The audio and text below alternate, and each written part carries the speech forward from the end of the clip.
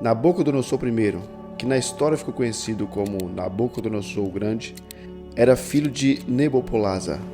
Ele governou a Babilônia em 605 a.C., logo após a morte de seu pai, Nabopolassar, até 652 a.C., quando veio a falecer.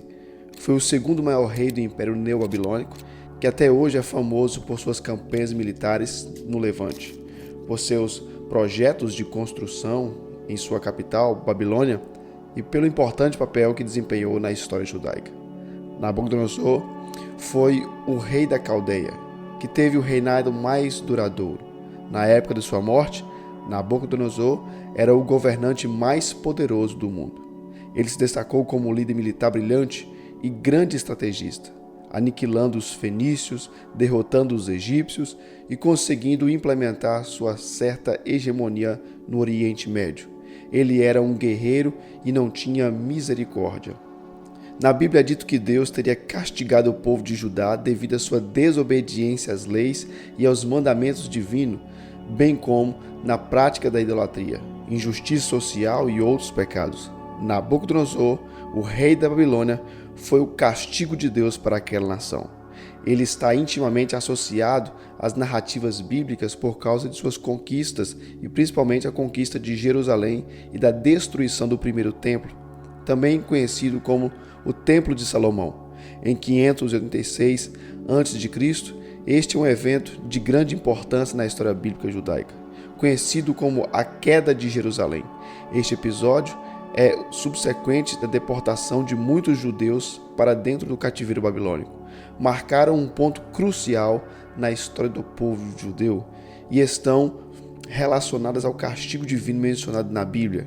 Acredita-se que Deus tenha permitido ou usado Nabucodonosor e o Império Babilônico como um instrumento para punir o povo de Judá por sua desobediência à palavra de Deus. A destruição de Jerusalém e a deportação para a Babilônia são eventos significativos que resultaram em um período de exílio conhecido como o exílio babilônico, que durou 70 anos, 7 décadas.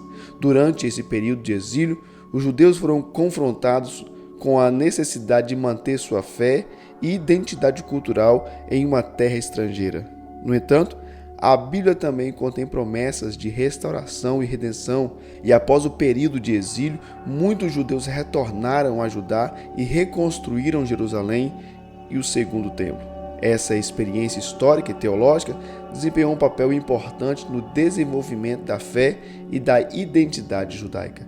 Se você está gostando desse vídeo, já quero pedir a você que se inscreva aqui neste canal e já deixe o seu like, porque isso ajuda muito essa mensagem a chegar a outras pessoas que precisam ouvir. Continuando nossa história, existem passagens interessantes na Bíblia a respeito de Nabucodonosor, especialmente no livro de Daniel. São passagens que, sem dúvida, deram ao rei uma outra visão sobre o Deus de Daniel, o único Salvador. A primeira história é contada no capítulo 2, onde Daniel interpreta o sonho do rei Nabucodonosor. No segundo ano do reinado de Nabucodonosor, o rei teve alguns sonhos que o deixaram perturbado e sem conseguir dormir. Ele decidiu chamar os magos, astrólogos, encantadores e caldeus para que interpretassem o seu sonho. Quando eles se apresentaram, o rei explicou que seu espírito estava agitado porque ele não conseguia se lembrar dos sonhos. Os caldeus pediram ao rei que revelasse o conteúdo dos sonhos e eles lhe ofereciam interpretação. O rei respondeu que ele queria que eles lhe dissessem os próprios sonhos do rei, não apenas a interpretação. Ele ficou irritado e ameaçou puni-los caso não cumprissem seu pedido. Os caldeus alegaram que era impossível para qualquer ser humano saber o detalhe do sonho do rei, e somente os deuses poderiam revelá-lo. A ira do rei cresceu e ele ordenou a execução de todos os sábios da Babilônia, incluindo Daniel e seus companheiros. Daniel e seus amigos, Ananias, Misael e Azarias, oraram a Deus para que se revelasse o segredo do sonho do rei. Deus atendeu a oração de Daniel e lhe revelou o sonho do rei. Daniel agradeceu a Deus e em seguida pediu para ser levado à presença do rei para revelar os sonhos e sua interpretação.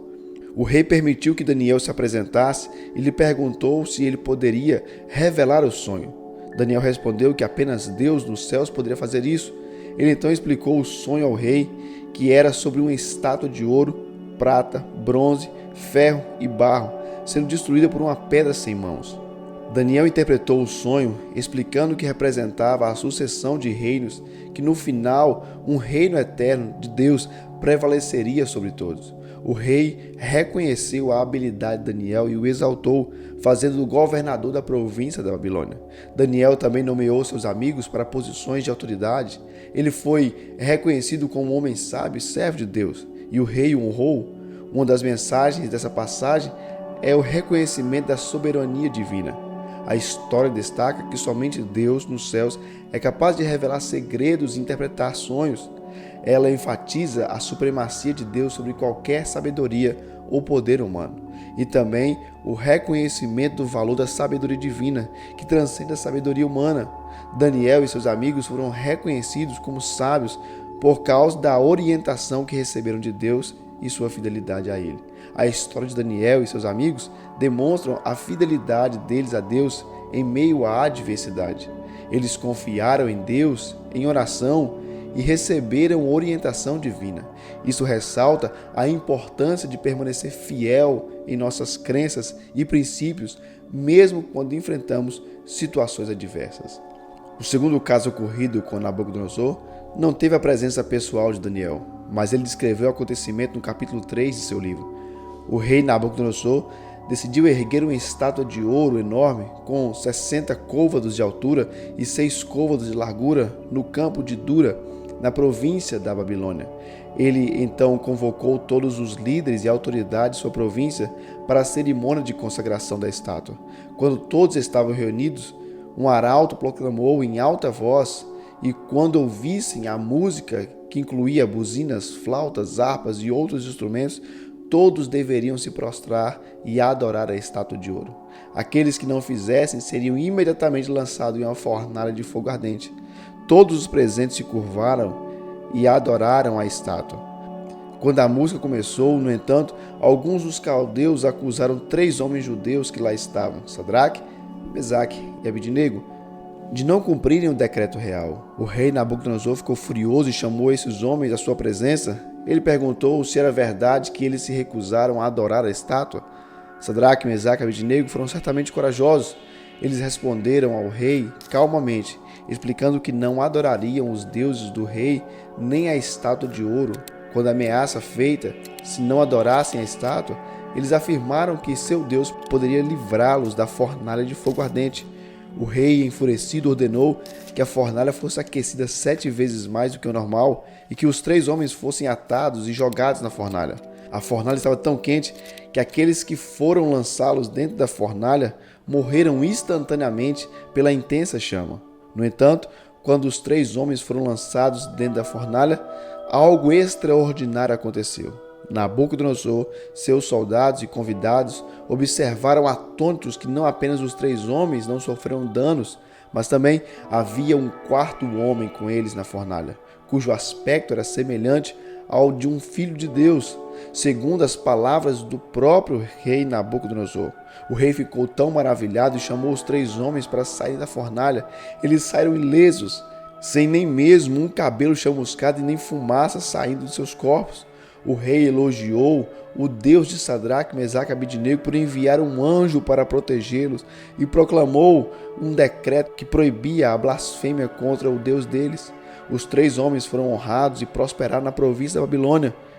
A passagem enfatiza que a fidelidade a Deus não é só necessária, mas também nos dá coragem diante das adversidades ao reconhecermos a soberania divina sobre todas as circunstâncias. Nabucodonosor realmente teve uma história de vida bastante interessante. Em outras passagens igualmente intrigantes, o rei da Babilônia teria ficado louco e se comportado como um animal.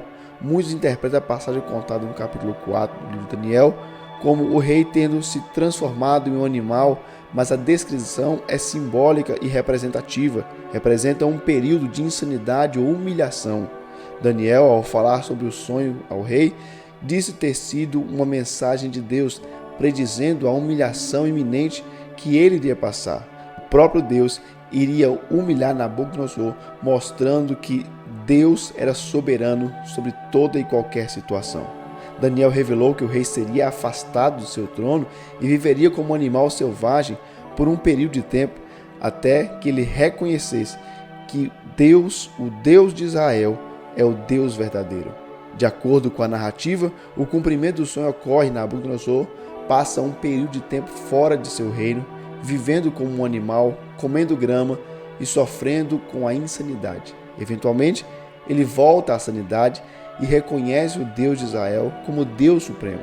Isso marca uma transformação espiritual e humana na vida deste homem chamado Nabucodonosor. Essa história é uma reflexão para a nossa vida, sempre quando nós pensarmos em nos ensoberbecer e engrandecer o nosso próprio nome, temos que reconhecer que Deus é Senhor e soberano sobre toda e qualquer situação. Nos humilhamos debaixo da potente e poderosa mão de Deus, para que no tempo oportuno o próprio Deus nos exalte. Se você gostou da história de Nabucodonosor, de Daniel, então quero pedir a você que se inscreva aqui nesse canal, deixe seu gostei e compartilhe essa mensagem com alguém muito especial para você. Quero deixar uma sugestão para que você assista uma próxima mensagem que está passando aqui agora na sua tela. Que o Senhor te abençoe, fique na paz e até nosso próximo vídeo.